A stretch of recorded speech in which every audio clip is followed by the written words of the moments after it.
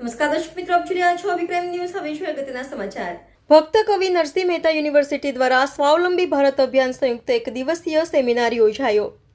સમૃદ્ધ ભારત 2047ની સંભાવના માટે એક શક્તિશાળી સાધન તરીકે બૌદ્ધિક સંપદા અધિકારીઓ વિષયે થયેલ મંથન યુનિવર્સિટીના છાત્રોને નવી શક્તિનો સંચાર કરશે. પ્રોફેસર ડોક્ટર ચેતન ત્રિવેદી, કુલપતિ.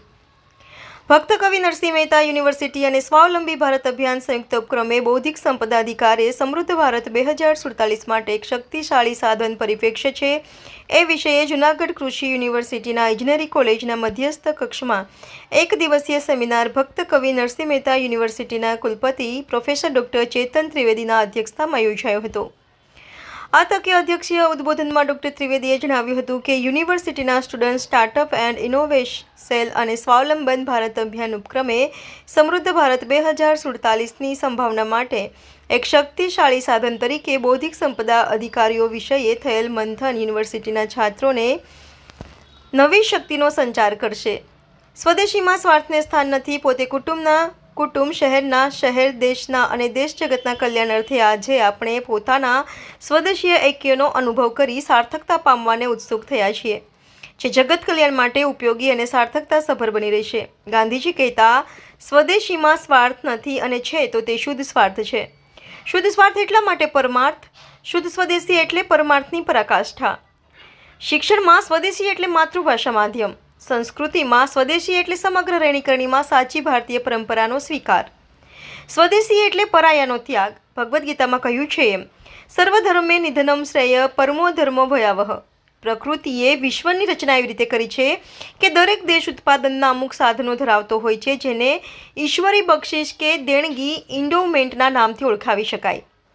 વિશ્વમાં એક પણ દેશ એવો નથી કે જેની પાસે તેની બધી જરૂરિયાતો પૂરતા પ્રમાણમાં પૂરી કરવાના સાધનો દેશમાં જ ઉપલબ્ધ હોય. પરિણામે દરેક દેશને ઓછા વત્તા પ્રમાણમાં વિદેશમાંથી થતી આયાતો પર આધાર રાખવો પડે છે.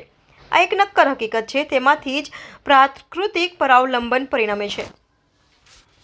મુખ્ય વક્તા તરીકે પશ્ચિમ બંગાળ કલકત્તાથી પધારેલ સ્વાવલંબી ભારત અભિયાનના રાષ્ટ્રીય સંગઠક ધનપતરામ અગ્રવાલનું માર્ગદર્શન મળ્યું હતું.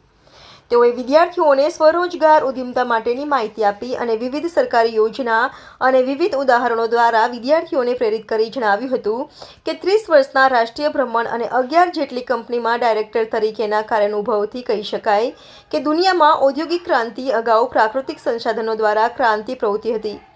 ઔદ્યોગિક ક્રાંતિથી પૂંજીવાદ, આર્થિક વિષમતા, સામ્યવાદનો અસ્વીકાર થયો છે. ઔદ્યોગિક ક્રાંતિ પછી જ્ઞાન અને વિજ્ઞાનની ક્રાંતિ આવી છે, જેમાં માનવ સંસાધનને મહત્વ મળ્યું છે. ભારત દેશના 37 કરોડ યુવા શક્તિ ધરાવતો દેશ છે. આવનાર દિવસમાં યુવાઓ પોતાની પેટન્ટ રજીસ્ટર કરાવી ઉન્નત ભારતના સ્વપ્નને સાકાર કરવા સક્ષમ બનશે. સ્વાવલંબન એટલે વિદેશી મદદ પર આધાર ઘટાડી તેમાંથી ઉદ્ભવતી સમસ્યાઓમાંથી દેશને મુક્ત કરવાની પ્રક્રિયા. અલબત્ત તેનો અર્થ એ નથી કે ગમે તે થાય પણ વિદેશો સાથે આર્થિક કે અન્ય પ્રકારનો કોઈ વ્યવહાર જ ન કરવો. સ્વાવલંબનનો આવો અતિરેકી અમલ કોઈ પણ દેશ માટે અશક્ય જ હોય છે. આ પ્રસંગ સ્વાવલંબી ભારત અભિયાનના પ્રદેશ સંગઠક મનોહરલાલ અગ્રવાલ, જૂનાગઢના પ્રબુદ્ધ અગ્રણીઓ, વિવિધ કોલેજના આચાર્યશ્રી, વિદ્યાર્થીઓ, યુનિવર્સિટીના વિભાગીય વડા ઉપસ્થિત રહ્યા હતા. કાર્યક્રમનું સંચાલન ડોક્ટર પરાગ દેવાણીએ અને આભાર દર્શન ડોક્ટર રમેશ સાગઠિયાએ કર્યું હતું. કાર્યક્રમના પ્રારંભે ઘોડાસરા મહિલા કોલેજના આચાર્ય અને સ્વદેશી જાગરણ મંચના જિલ્લા સંગઠક ડોક્ટર દિનેશ દઢાણિયાએ અતિથિઓનું શાબ્દિક સ્વાગત કરી સેમિનારનો હેતુ સ્પષ્ટ કર્યો હતો. ભક્ત કવિ નરસિંહ મહેતા યુનિવર્સિટીના સ્ટુડન્ટ સ્ટાર્ટઅપ સેલના સંયોજક ડોક્ટર મૃણાલ અંબાસનાએ અતિથિઓનો પરિચય કરાવ્યો હતો. આ પ્રસંગે અતિથિઓની શાલ અને સ્મૃતિ ભેટ દ્વારા સન્માનિત કરવામાં આવ્યા હતા. સમૃદ્ધ ભારતની પરિકલ્પનાને સાકાર કરવા યુવા છાત્રોએ પ્રશ્નોત્તરી કરી જાણકારી મેળવી હતી. કાર્યક્રમને સફળ બનાવવા માટે અભયભાઈ સોલંકી, અરવિંદભાઈએ ભારે જહેમત ઉઠાવી હતી. Reporter Gopal Bhesaniya, Abhikram news.